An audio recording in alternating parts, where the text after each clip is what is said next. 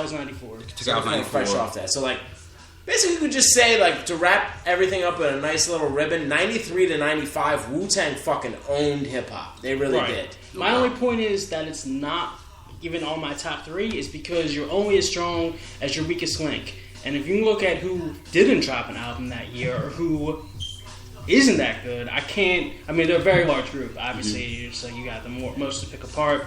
But, yeah, you're right. I mean, it's a major year for them. But also, I mean, a lot of those members didn't do anything that year. And on Wu-Tang? Yeah. Well, I don't know, man. Like, I got an argument with that one. I don't know. Yeah. I mean, you got Master Killer? I don't know if he was even in the group then. No, you got Inspector Deck. Even Ghost. I mean, he was on. But you had Iron Man. No, he's a co-star. He ain't co-star on that. I know. Only built for Purple Cuban Tape. links. I know. On the Purple Tape. I know. I don't know. But I mean, about that as a group, a lot of those members didn't do anything. So who's your number one for groups? You said Mob. Yeah. Okay. Who both released material that year. But you didn't like the Infamous, so. No, I like the Infamous. I mean, I'm just saying. It's just not your top 5 for 95. I'm just saying my criteria for group means that both members were active and both were at their prime. And I think the Infamous, both Havoc and Mobb Deep were at their prime, both levels. And I mean, I don't want to break down my whole list. The Roots weren't my number one only because they hadn't perfected their sound, and it's also they weren't at their best, but they were something new. Yeah. No doubt about it. Mobb Deep was at their best in 95 and 96 too. Yeah, and I see what you're saying. The Roots weren't quite. They didn't peak yet. Yeah, I get it. That's why the Roots are not on my list for this thing. Right. Because they still had a lot of growing to do. Right. Yeah. Yeah, man. So that concludes that. Sing, you take it, man. Yeah. So what's your let's fantasy draft order? Goddammit. MCs, baby. So we all right. Number MCs, 4. Number 4. I'm going with Prodigy from Mobb Deep. The reason for that being Queensbridge in the building. We just started talking about Mobb Deep. We just started talking Fisher.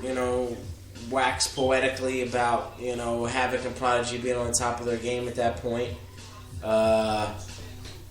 Prodigy was never better than on the Infamous. I mean, I think that's his Illmatic, basically. Yeah. I mean, he was a lyrical genius on that album. I would say. Armand would agree. He's a huge Prodigy enthusiast. Yeah, I mean, Prodigy. Havoc was a dope MC on that album too. Yeah. And he handled most of the production. So, like, if you're given the MVP of that album, I would probably go Havoc actually. But Prodigy is fucking the better MC on that record, I think, and Havoc will probably tell you that himself. I mean, but Prodigy's verses from Shook Ones Part 2, Survival of the Fittest. I mean, Up North Trip. Every track on that album, you play that from start to finish. That's one of those records you play start to finish. But Prodigy easily had to make my list, and even to put him at 4 is maybe not doing him justice. But he had to be on there. So. Yeah, I mean, you stepped out, but I had said to Fisher that like from 94 or 5 to like 98, he was definitely a top 3 MC. He's right there with Biggie, Nas, whoever you want to say. Yeah, Big I think most MCs in New York City would tell you the same. I mean, after the Infamous came out, I don't think, and Nas is part of Queensbridge. Like they had that Queensbridge connection where it was like 2 of the sharpest MCs in New York City, which means 2 of the sharpest MCs in the world were in the same borough in New York City and same little part of fucking New York in Queensbridge. So, you want to follow up? I'll go last. Yeah, I mean, I don't know. My 4 probably is most people's 1, but Tupac will be my number 4. Ooh. Only because now you're talking. In my experience, I mean, he was like inescapable. It was like, this guy is so talented, yet I didn't relate to him. I really didn't see exactly where he was coming from, but I still appreciate, I mean, just like everyone else does, how talented he was. I mean, I don't want to get into the acting, but just as an artist, I mean, the guy was an artist. I mean, whether it be acting or music, but he was speaking for a whole generation that, I mean, reached me enough to listen. And I gave him an honest chance. As much as I didn't listen to him all the time, he definitely was a voice you just couldn't deny. So he made my list, and he's not even, for me, one of my personal favorites. But he's just so. I mean, this was his time. So I think that's beautiful for you to just be objective. Yeah. You know, because I felt like we've done other podcasts, and I feel like the Tupac has not got his just due with some of these reviews, right? Because of like some of the people that have reviewed it just really weren't into him. Yeah. But it's cool that for you to sit out from another window to look in and still appreciate enough. Well, no, to say, because I mean, I did like the singles that I heard, but I wasn't a diehard fan. I didn't buy the album. I had the singles, and like I said, it didn't speak to me the way it spoke to many people. And right. I mean, but for me to just sit there, I remember listening, trying to be like, why don't I like him as much as some other people? But I told myself, I was like, listen, like, you know, I'm going to give him a chance. And there's not many artists where I'm like, regardless of what you put out, I'm going to listen to it. And he was one of those people who, you know, he's not in my top 10. And obviously he's very talented and one of the sickest writers of poetry. But like I said, I mean, he just, his voice was so loud you couldn't not listen. Right. You could not. Yeah. Man, well said, man. Well said. For me, my number 4, I had to go with AZ. That Do or Die album was like kind of under the radar, but like, you know, if you knew, you knew. Yeah.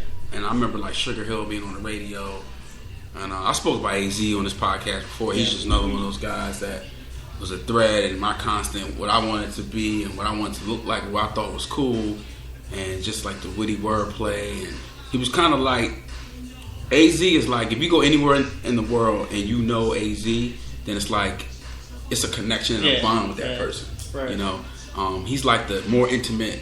He's like a more intimate version of Nas, in my opinion. So that Do or Die album was solid, man. I mean, it was very good. Production all the way through. Pete Rock was on that joint. I think Diamond D. Solid. So I got AZ for number 4. Just as a side note to that, I was reading an article about Erykah Badu's top 10 albums ever. Oh, nice. The other day, and she had Illmatic on there, of course, and she specifically talked about Life's a Bitch, and specifically AZ's verse on Life's a Bitch. Killer. And she was just blown away by that verse. And, you know, AZ, to me, that's probably my favorite verse, you know what I mean, that he ever did. But that Do or Die album, like, I can't front and say that I know that album all that well, so I need to go back, I think. Mm-hmm. And it's good because listening to you talk about it makes me want to dig deeper into that shit and listen to it again. But right. Yeah, I mean, Fish just got me prompted. Like, when we do this, I'm gonna go on Amazon and look at DJ Crush's Maceo album. Like, you know what I mean? So it's like, yeah. It's so much stuff that you can't get everything. Yeah. We missed certain stuff because it was so much good stuff. Right. You know what I mean? So. But there's those artists who you kind of like want to make your own, like AZ. We talked about him before. Uh-huh. And Armand, what's up? I know you like this conversation to keep going. But you kind of find those artists where not everyone is so big on them, but that's your dude. You want to ride with them, and that album is great. Yeah. And I mean, he did have commercial success, which is weird. It is weird. For when you look back on it, he kind of gets left out. But at the time, he had a music video for every single he had. Yeah, it went gold, platinum eventually. Yeah, AZ, I'm all Track with masters, yeah, a lot of backing. So we'll slide into number 3. So you got your MCs. Okay, so number 3 MC for me for the year 1995 was The Genius, GZA. We talked a lot about the Wu-Tang, you know, in 95 and in this era. And to me, Liquid Swords, like, you know, we're going to get into albums, so I don't want to give too much away before we get into the records, but I just want to say that Liquid Swords is kind of like overshadowed by other records that came out that year, I think. And GZA just kills it on that record. I mean, as good as he is on Enter the Wu-Tang 36 Chambers, I think he's even better on Liquid Swords. I think he takes it up a notch as an MC. Agreed.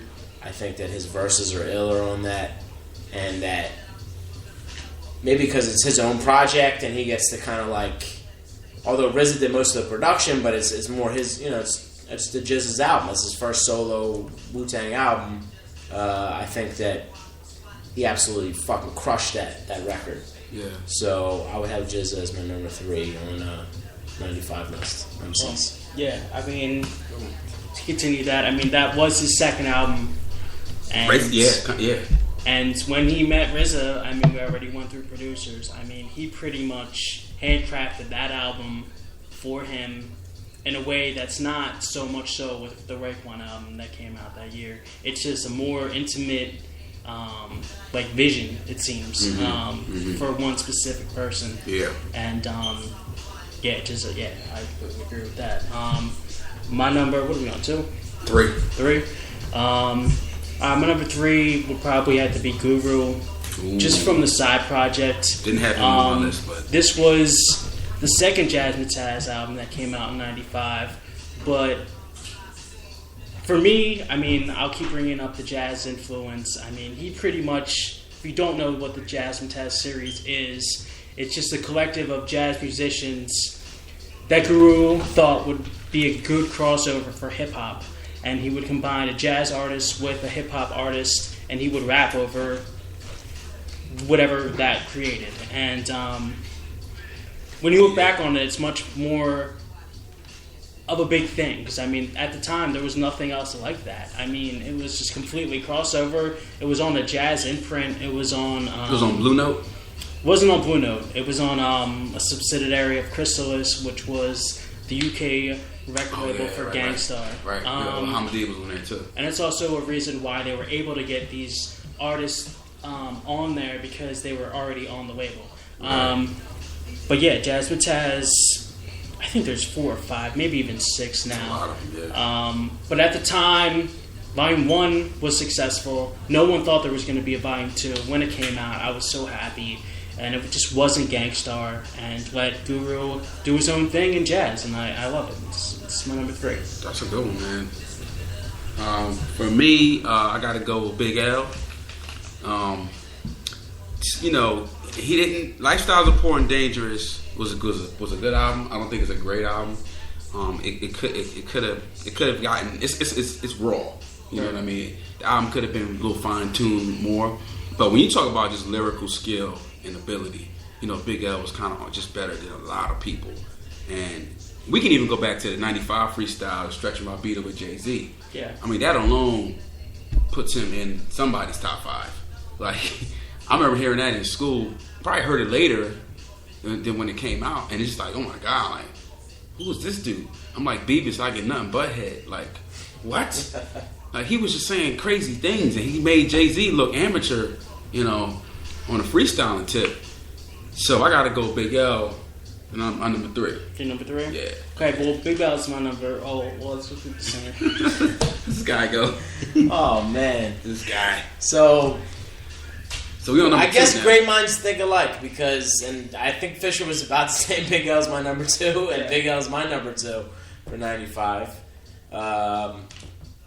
I can't say it much better than you just did. I mean, I think that lyrically he was on another level than most MCs at that time. I don't think Lifestyles of the Poor and Dangerous was as good of an album as it could have been based on his lyrical skill. I don't think any of the albums that he ever made were as good as it could have been based on his lyrical skill, because if you put him with the right producers, like, imagine putting Big O on a fucking album with Primo and Pete Rock and Dilla and the right production. Like, we could be talking about the best record ever. But yeah. I mean, he had DITC, like he had Diamond D, he had Digging on the Great Screw, he had good production, but like the big picture and Lifestyle's Important Dangerous, like none of the albums were ever put together the right way where I was just like a fucking home run hitter. Yeah. Like